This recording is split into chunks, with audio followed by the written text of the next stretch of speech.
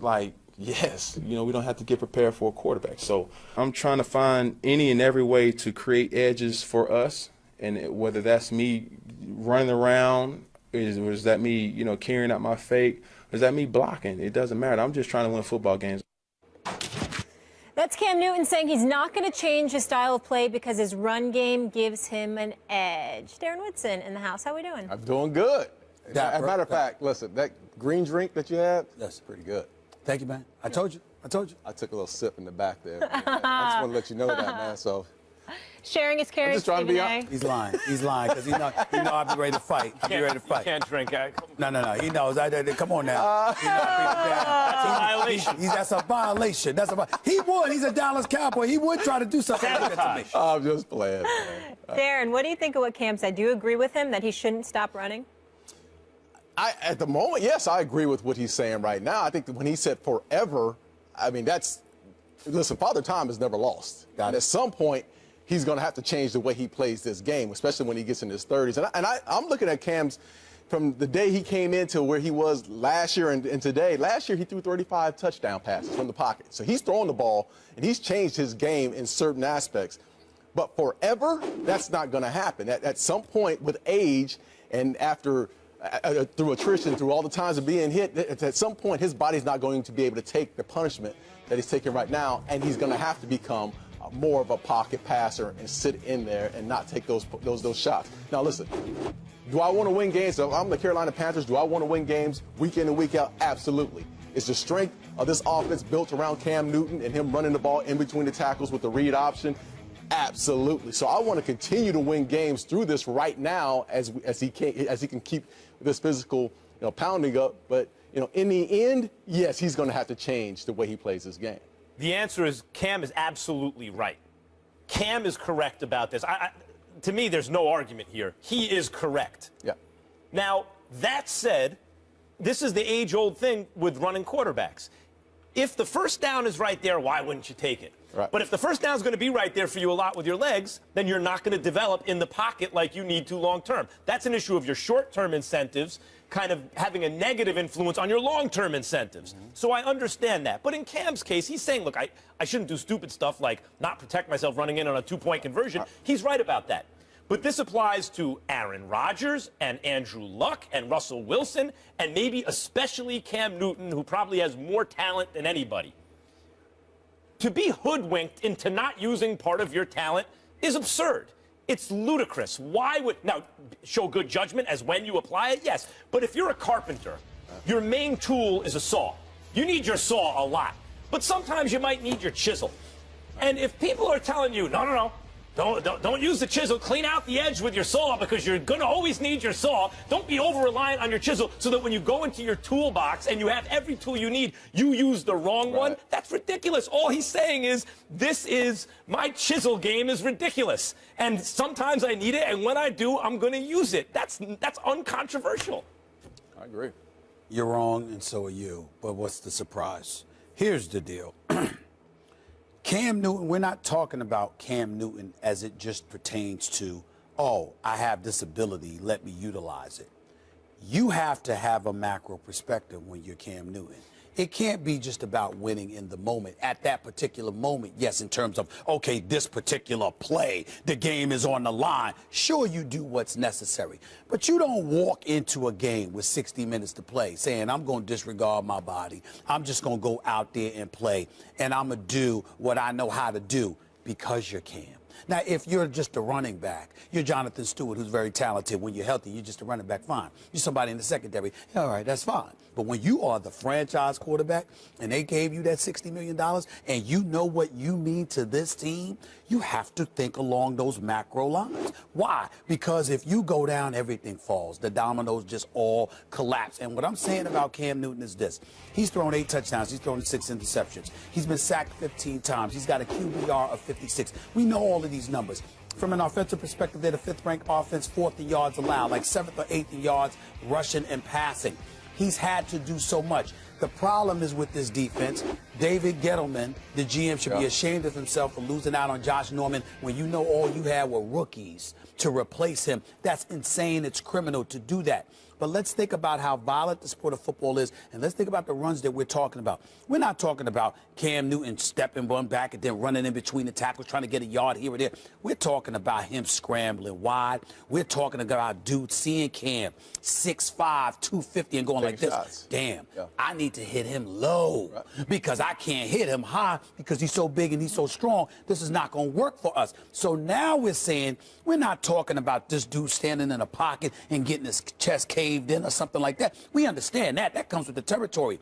But when you run it wide, you know, scrambles and all of that, and these guys are attacking your legs at every turn, that's entirely different because that's far more dangerous. Correct me if I'm wrong, because you played, I did it. Absolutely. Tell me, is that is the most dangerous predicament for? So when I talk about him running, I'm not talking about him getting the snap and then running in between tackles. I'm not talking about him looking and then, okay, I'm going to scramble here. I'm talking about those set plays where they got him scrambling wide and guys are diving at his knees and diving at his lower left, his lower extremities. That's my concern with Cam Newton, and that's what makes it dangerous. So you're saying to change he needs to change that part of his game right now? That part of it. I'm talking about particular kinds of runs. I'm like, you don't need to be doing that. Read options. I don't want you to go to RG3 or prima donna like, oh no, don't do this and that. But I'm saying there's certain things that could be taken out of the equation. This is my issue with Cam Newton. There's times where Cam is going to,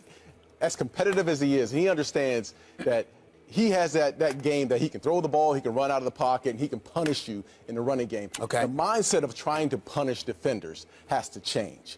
That has to absolutely change. The showboating at the goal line. Don't look for contact. Don't look for contact. If it's there, you know it's there. There's 2 guys, 3 guys surrounding you. Just dive down, just get the first down, and move on about your business. Cam in the past has been extremely competitive. He wants to impose his will upon you as a defender, and that's what has to change in his game. But I'm not saying Cam needs to change next week. I'm saying he needs to change in the next 3-4 years. But right now, man, these guys are trying to win games. And what made them 15-1 last year was his dominance as far as his legs, his physicality, because you have, as a defensive coordinator, you have to prepare for all that. He had all his weapons available to him. That hasn't been the case this year. We don't even know what the hell has happened to Kelvin Benjamin. He might as well want to get hurt. He might as well go back and get hurt. He was actually more valuable to the team when he was hurt than he's been on the field this year, which makes no sense to me because Kelvin Benjamin could play. I don't know what the hell's been wrong with him. Sure, go ahead. I'm listening. It's almost like saying, hey, Shaq, in your prime, don't bang down low. That'll wear on you after a while. I don't see hey, that. Sandy Koufax, don't take the ball every 4 days and throw the fastball. Your arm will fall off. I don't see the Shaq analogy. My point is some players don't have long careers because of their style of play, but the quality of their prime makes them among the greatest ever. And maybe Cam Newton, partly because they don't enforce the rules with him the way they do other players, which is why he's been hit hundreds of times more than the next guy, than anyone. Who's got hit more than Cam? Let me go to your Not Shaq. even Andrew Luck. Let me go to your Shaq analogy, because let me tell you why you're so wrong about that. Yes, they hacked Shaq. Bless you. Get that mess. Thanks. I'm good. I'm good. Here's why your Shaq analogy doesn't work. Shaq was usually inflicting pain. Drop, step, elbow. I mean, this was a given. He was the Diesel. Cam is absorbing it. Right. Wait, that's my... When he first came in the league, he was not absorbing about this year. But even if he's giving licks, he's still taking them. I get it. But that's my point. If they're not enforcing the rules for Cam, the reason I use the Shaq analogy is because they used to foul Shaq on every possession. And basically the answer was, well, what are you going to do with Shaq? You can't stop him any other way. And I get the feeling like the NFL has the same rules with Cam. Hit him however you want because he's too big to stop otherwise. That's not Cam's fault that they won't enforce the rules. But again, it's not about blaming Cam. It's like going back to your Shaq analogy, wrapping your arms around him and making him go shoot free throws because he's going to miss one of every 2 is entirely different than taking shots at dudes' knees and ankles and calves areas and what have you. Cam is in a situation where he's so valuable to the team to just think about, I'm just going to do me with no regard for that, I believe is ill-advised. Should Cam keep running or not? Absolutely. Run, this is, I guess when I'm looking at the situation, I understand what you're saying. Protect yourself, protect your knees, and there's times that he needs to slide. But what's made him so special is that he's the ability to run between those tackles, to bring punishment. But I didn't say don't run between the tackles. Yeah, Remember, I specifically talked about running wide. Even running outside wide. That's dangerous, that man. Threat and have Dangerous game. to game plan for that, and knowing that this guy can throw from the pocket, and he'll take off and run you over. I mean, that's hard to game plan, and that's the edge that he's always brought. All right. Appreciate your perspective. Always good to see you. You got to go. You have things to do. They're telling me. Some of us have to work. Yes, yes. Just have fun all day. Thank Well, you it's for nice being to see with us. you. You too. Which work once every Coming 2 up weeks. next.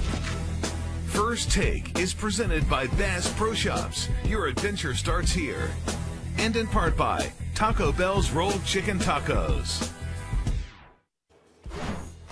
All right, people, the First Take, Your Take viewer contest is here. It's your chance to debate Stephen A. and Max right here on national television. All you got to do is go to firsttakeyourtake.com, upload a 1-minute video with your and only your best original sports debate. Keep it clean, plus no music, team logos, trademarks, or copyrighted material. 2 winners will be selected by our show staff, so get to work and take on these 2 lovely gentlemen here in Bristol, CT. Here's a few of our latest submissions.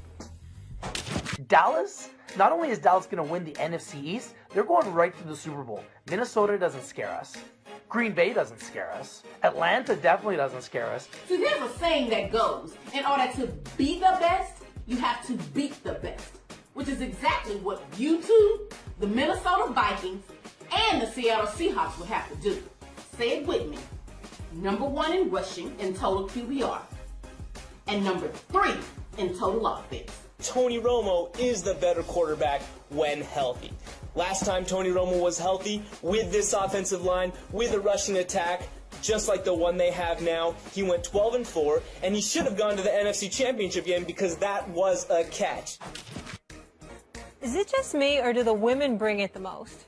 In The terms of women have been, intensity, there's right? been a couple of good dudes, but the women have been showing up and showing out. They have been doing their thing. Oh, she takes the cake. Ladies. She does take the cake. I mean, maybe it's the New Yorker in me, but when you talk with your hands, Yes. that just takes it to another level. Yeah, but she was substantive too, but she has competition. There's several other ladies that I saw that I've been very, very impressed with in terms of their delivery, I must confess. You got to have the content and the delivery. You got to have Okay, both. all right, we'll see. The whole package. We'll see, we'll see. Yes. Keep them coming. Keep got them to coming. win. We asked you guys early in the show, who would you rather have as your franchise quarterback, Dak Prescott or Carson Wentz? The results are in, and 60% said they'd go with that 4th rounder. Proving my point. What? Because there are the split between Cowboys fans and Eagles fans, which is what these polls turn into, is way more than 60-40 pro-Cowboys. Cowboys are a national brand in a way the Eagles are not. So for Dak, with the strong argument he has in his favor, though not as strong as Wentz, to get only 60% of the vote proves, in fact, that Wentz is the better choice. Well, what I would say to you is this. You can sit up there and say Wentz is the better choice. I understand the offensive line, the running game of the Dallas Cowboys, but I think there's a lot to be said and taken into consideration about the circus-type atmosphere that somebody is walking into when becoming a Dallas Cowboys. The billion-dollar playpen, the Dallas Cowboy fan base that's worldwide. You're going to be there. The organization. Et cetera, et cetera. You got all of this going on, and now the latest backdrop, it ain't weed, it ain't dudes that can't stay off the weed, it's not something else.